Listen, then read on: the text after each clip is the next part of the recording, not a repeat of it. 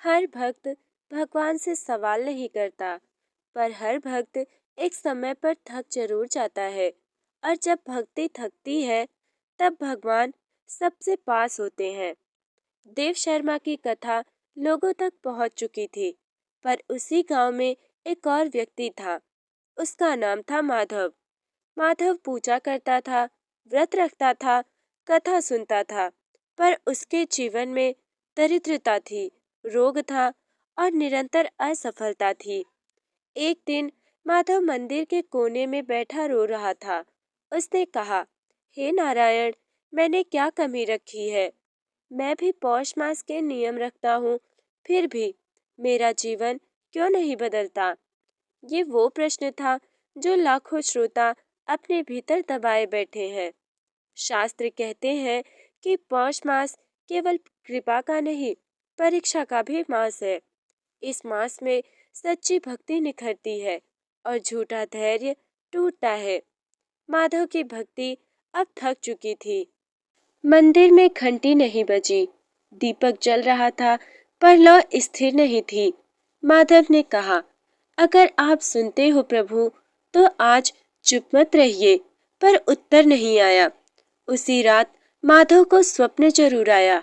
उसने देखा कि अंधेरे मार्ग पर अकेला चल रहा है और दूर से एक स्वर आया, जब तक तू मजबूत बना रहेगा, मैं तुझे नहीं छू सकता। माधव की नींद खुल गई। अगली सुबह एक वृद्ध साधु ने कहा, भक्ति में टूटना पाप नहीं है वत्स, टूटना अहंकार का अंत है। ये वाक्य माधव के हृदय में गूंज गया। पर माधव ये नहीं जानता था कि उसकी ये टूटन भगवान को सबसे प्रिय थी और पौष मास से टूटे हुए भक्त से भगवान स्वयं संवाद करते हैं। सबसे कठिन क्षण वो नहीं होता जब भगवान ना कह देते हैं। सबसे कठिन क्षण वो होता है जब भगवान कुछ कहते ही नहीं। स्वप्न के बाद माधव की आंख खुली। शरीर थका हुआ था, पर मन उससे भी अधिक। उसने देखा, सूर्य निकल आया था, पर भीतर अभी अंधेरा था। उसने बुदबुदाकर कहा, क्या यही संकेत था प्रभु, या मेरा भ्रम? माधव आज पूजा करने नहीं गया। ये पहली बार था जब उसने मंदिर की घंटी नहीं बजाई। उसने स्वयं से कहा, हर दिन मांगते मांगते मैं थक गया हूँ। ये वही क्षण है जहाँ बहुत से भक्त खुद को दोषी मान लेते हैं। पर शास्त्र कहते हैं, भक्ति में थकान पाप नहीं, प्रक्रिया है। ऋषियों के अनुसार पौष मास में भगवान बाहरी उत्तर कम देते हैं, क्योंकि इस मास में उत्तर भीतर उतरते हैं। इसलिए प्रार्थनाएं भारी लगती हैं, मन बार बार प्रश्न करता है और भगवान दूर लगते हैं, पर वास्तव में वे सबसे पास होते हैं। माधव ने मंदिर की ओर देखा और कहा, अगर मेरी भक्ति में कोई मूल्य नहीं, तो मैं क्यों करता रहूं? ये प्रश्न अहंकार नहीं था, ये टूटा हुआ विश्वास था। माधव की माँ ने उसके चेहरे को देखा। उन्होंने धीरे से पूछा, बेटा, आज पूजा नहीं की? माधव फूट पड़ा, माँ, भगवान सिर्फ सुनते हैं या समझते भी हैं?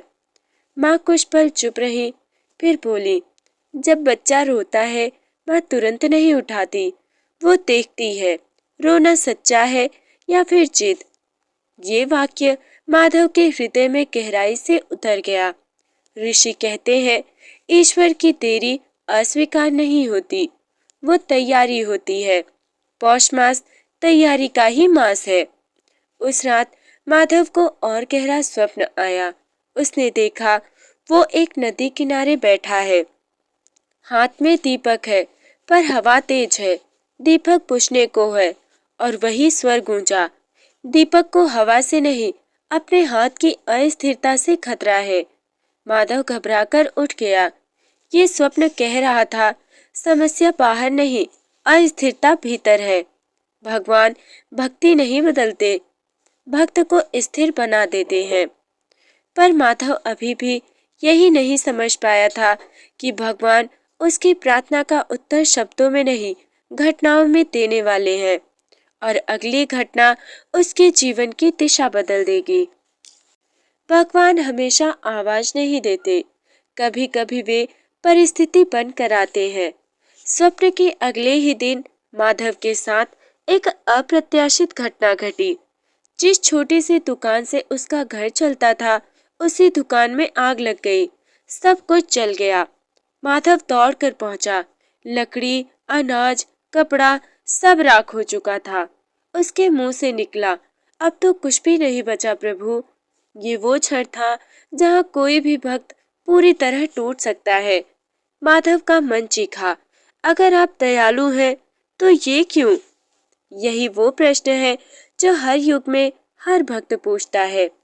ऋषियों के अनुसार पौष मास जो कमजोर है उसे नहीं, जो सत्य के लिए तैयार है उसे झकझोरता है। ये मास अंदर को छुपे भय को सामने लाता है। कुछ लोग बोले, इतना धर्म करता था फिर भी देखो। कुछ चुप रहे, कुछ ने सहायता का हाथ बढ़ाया, पर माधव किसी से कुछ नहीं बोला। उसी रात माधव ने निश्चय किया, अब मैं कुछ नहीं मांगूंगा, ना शिकायत और ना ही कोई प्रार्थना। ये मौन भगवान से भागना नहीं था, ये पूर्ण समर्पण था। यथा सर्व नश्यति तदा सत्यम दृश्यते। इसका अर्थ है, जब सब नष्ट हो जाता है तभी सत्य दिखाई देता है। माधव ने अनुभव किया, दुकान जली थी पर मन हल्का हो गया था। पहली बार उसने कहा कि अब जो होगा वही ठीक है। यही था भक्ति का नया स्तर। लेकिन भगवान अब भी मौन थे, और मौन के बाद जो आता है वो हमेशा साधारण नहीं होता। अब कथा प्रवेश करेगी दिव्य हस्तक्षेप में। जब भगवान दिखाई नहीं देते तब भी वे अनुपस्थिति नहीं होते। मौन ईश्वर की सबसे गहरी भाषा है। दुकान जल जाने के बाद माधव के पास कुछ भी नहीं बचा था, ना धन, ना साधन, ना ही कोई सहारा। पर आश्चर्य ये था, अब भय भी नहीं था। उसके मन ही मन कहा, जो छीन सकता था वो छीन गया, अब खोने को कुछ नहीं बचा। यही अवस्था शास्त्रों में निर्भय व्यक्ति कही गई है। अगले दिन माधव गांव की सीमा पर बैठा था। वहीं एक बालक रोता हुआ आया। उसकी गाय कहीं खो गई थी। माधव बिना सोचे उसके हाथ गाय खोजने निकल पड़ा। ये सेवा बिना लाभ, बिना अपेक्षा की गई थी। ऋषि कहते हैं, सेवा जब भक्ति बन जाती है तब भगवान स्वयं उत्तर बन जाते हैं। माधव ये नहीं जानता था कि यही क्षण उसके जीवन की दिशा बदल रहा है। गाय तो मिल गई। बालक ने माधव का हाथ पकड़कर कहा, काका आप बहुत अच्छे हो।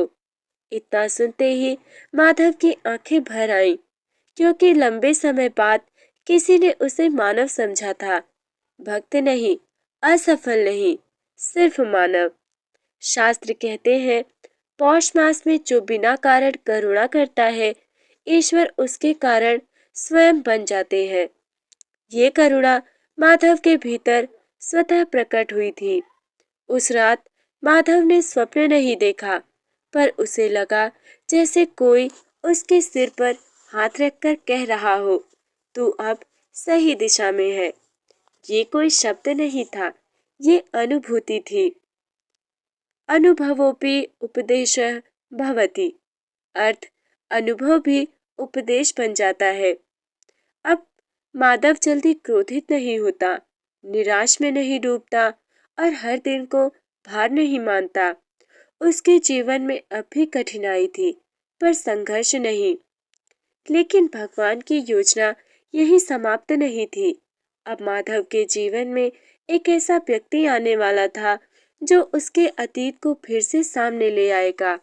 ये व्यक्ति कौन होगा और क्यों, ये मुलाकात माधव की भक्ति को अगली परीक्षा में डालेगी। सब खुलेगा। भक्तों, भगवान कभी हमें आगे नहीं ले जाते जब तक वे हमें पीछे से मुक्त ना कर दे। एक सुबह गांव में एक व्यक्ति आया, साधारण वेश पर आंखों में तेज बुद्धि। वो सीधे माधव के पास पहुंचा और बोला, मुझे तुम्हारी कहानी पता है। माधव चौंका।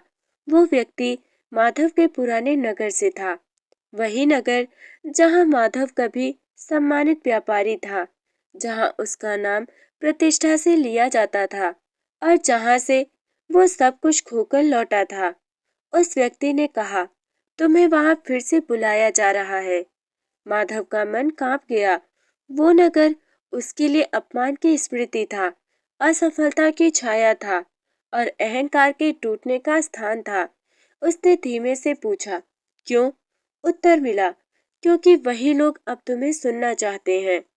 ऋषि कहते हैं, पौष मास भागने नहीं देता, ये मास सामने खड़ा करता है, वही जिससे हम डरते हैं। रात भर माधव सो न सका। मन कहता, अब शांत जीवन है, क्यों फिर से उस पीड़ा में जाना। पर भीतर से एक और स्वर उठा, अगर अब भी डर रहे हो तो भक्ति पूरी नहीं हुई। सुबह माधव नदी किनारे गया, ना कुछ मांगा और ना ही कोई प्रश्न किया। बस कहा, अगर ये आपकी इच्छा है तो मैं चलूंगा। ये था अहंकार रहित स्वीकार। जब माधव पुराने नगर पहुंचा, लोगों की आंखों में आश्चर्य था। वो अब न धनवान था, न प्रभावशाली और न ही किसी पद पर फिर भी उसके चेहरे पर शांति थी और यही सबसे बड़ा उत्तर था। लेकिन अब प्रश्न ये नहीं था कि लोग माधव को स्वीकार करेंगे या नहीं। प्रश्न ये था, क्या माधव स्वयं अपने अतीत को क्षमा कर पाएगा? भक्तों, भगवान हमें तभी स्वीकार करते हैं जब हम स्वयं को स्वीकार कर लेते हैं। नगर के मध्य एक खुली सभा रखी गई। वही स्थान जहाँ कभी माधव की प्रतिष्ठा सर्वोच्च थी, आज वो साधारण वस्त्रों में खड़ा था। न मंच की लालसा, न प्रशंसा की चाह। एक वृद्ध ने पूछा, तुम्हारे भगवान तब कहाँ थे जब तुम सब कुछ खो बैठे? सभा में सन्नाटा छा गया। ये प्रश्न सिर्फ माधव से नहीं, हर भक्त से था। माधव ने आंखें बंद की और बोला, वे वहीं थे जहां मैं उन्हें देख नहीं पा रहा था, क्योंकि मैं खुद को देखने में व्यस्त था। ये उत्तर सभा को झकझोर गया। माधव ने फिर आगे कहा, मैंने भगवान से बहुत मांगा, पर स्वयं को समझने का समय नहीं दिया। यही था उसका स्वीकार। ऋषि कहते हैं, जो स्वयं को दोष देना छोड़ देता है, वही ईश्वर को समझने लगता है। माधव ने अपने असफलताओं का वर्णन किया कि उसने गलत निर्णय लिए, अहंकार में रहा और हर काम में जल्दबाजी की, और अंत में कहा कि आज मैं स्वयं को क्षमा करता हूँ। सभा में कई आंखें भीग गईं। किसी ने भगवान को देखा नहीं, पर सबने उन्हें महसूस किया, क्योंकि जहाँ क्षमा होती है, वहाँ ईश्वर स्वयं उपस्थित होते हैं। पर ये अध्याय अभी समाप्त नहीं हुआ। अब माधव के सामने वो प्रस्ताव आने वाला था जो उसके त्याग को अंतिम रूप देगा। ये निर्णायक प्रस्ताव आएगा। भक्तों, त्याग छोड़ना नहीं होता, त्याग सही स्थान पर स्वयं को रखना होता है। सभा समाप्त होने के बाद नगर के प्रमुख माधव के पास आए। उन्होंने कहा, हम चाहते हैं कि तुम फिर से इस नगर का मार्गदर्शन करो। ये प्रस्ताव सम्मान का नहीं, उत्तरदायित्व का था। माधव चुप रहा। उसके मन में शांति का जीवन, सेवा का सरल मार्ग और बिना नाम की भक्ति सब एक साथ उभर आए। उसने पूछा, क्या ये मेरी परीक्षा है या आपकी आवश्यकता? ऋषि कहते हैं कि पौष मास में जो निर्णय स्वयं के लिए नहीं, समाज के लिए लिए जाए, वही ईश्वर को स्वीकार होता है। माधव ने धीरे से कहा, अगर ये पद मेरे अहंकार को बढ़ाएगा तो मैं इसे अस्वीकार करता हूँ, लेकिन अगर ये सेवा का माध्यम है तो मैं इसे ईश्वर की आज्ञा मानकर स्वीकार करूँगा। माधव ने कुछ शर्तें रखी कि कोई व्यक्तिगत लाभ नहीं लूंगा, कोई पारिवारिक पक्षपात नहीं करूंगा और हर निर्णय न्याय वह करुणा के साथ करूंगा। नगर प्रमुख मौन होकर सिर झुका गए। माधव ने अपनी शांति नहीं छोड़ी, उसने उसे सेवा में बदल दिया। यही था सच्चा त्याग। पर भगवान हर त्याग को तुरंत स्वीकार नहीं करते। अब माधव की अंतिम परीक्षा शेष थी, जहाँ निर्णय सरल नहीं होगा। भक्तों, धर्म वही नहीं होता जो सबको अच्छा लगे। धर्म वो होता है जो सही हो, भले वो कठिन लगे। माधव को पंथ संभाले अभी कुछ ही दिन हुए थे। नगर में अनाज वितरण का एक बड़ा विषय उठा।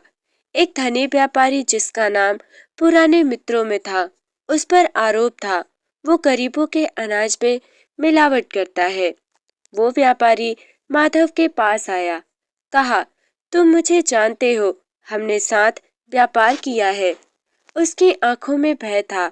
माधव का मन डगमगाया। ऋषि कहते हैं, पौष मास में निर्णय संबंध से नहीं, सत्य से लिया जाता है। माधव ने जांच का आदेश दिया। जांच में आरोप सत्य निकला। सभा में सन्नाटा छा गया। व्यापारी माधव के चरणों में गिर पड़ा। मुझे क्षमा कर दो, माधव ने कहा। दंड आवश्यक है, पर अपमान नहीं। उसने दंड लगाया, पर सुधार का अवसर भी दिया और व्यापारी को सार्वजनिक सेवा का दायित्व सौंपा। ये निर्णय सबको चौंका गया। उस रात माधव ने पहली बार अस्पष्ट अनुभव किया कि अब मैं सही स्थान पर हूँ। ये अनुभव शांति का नहीं, स्थिरता का था। पर अभी एक और निर्णय शेष था, जो न केवल नगर को बल्कि माधव के व्यक्तिगत जीवन को भी बदलने वाला था। भक्तों, सबसे कठिन त्याग वो नहीं होता जो दिखता है। सबसे कठिन त्याग वो होता है जो भीतर चुपचाप रोता है। नगर का कार्य संतुलन में आने लगा था। लोग माधव का सम्मान करने लगे थे। पर उसी समय माधव के जीवन में एक पुराना प्रश्न फिर से उठ खड़ा हुआ। माधव अविवाहित था।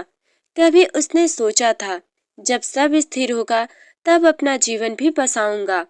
माधव की माँ एक दिन बोली, बेटा, अब तो सब ठीक है, क्या तू अपने लिए कुछ नहीं सोचेगा?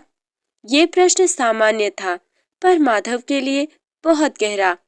माधव रात भर सो न सका। मन कहता, तुम्हें भी सुख का अधिकार है माधव। पर अंतरात्मा कुछ और कहती, ये समय तुम्हारा नहीं है। यही द्वंद्व धर्म का सबसे कठिन रूप है। ऋषियों का वचन कि पौष मास में जो त्याग मन से किया जाए वही भविष्य को शुद्ध करता है। अगली सुबह माधव ने माँ के चरण स्पर्श किए और कहा, माँ, अगर मेरा जीवन अभी कई लोगों की आशा बना है तो मैं अपनी आशा थोड़ी देर रोक सकता है। माँ की आंखें भर आईं। भक्तों, ईश्वर किसी भी त्याग को व्यर्थ नहीं जाने देते, बस उसका फल हमारी अपेक्षा से अलग होता है। माधव ने विवाह का विचार अभी के लिए स्थगित कर दिया। ये संन्यास नहीं था, ये समय की समझ थी। उसने स्वयं से कहा, जब भगवान चाहेंगे तब ये भी अपने आप हो जाएगा।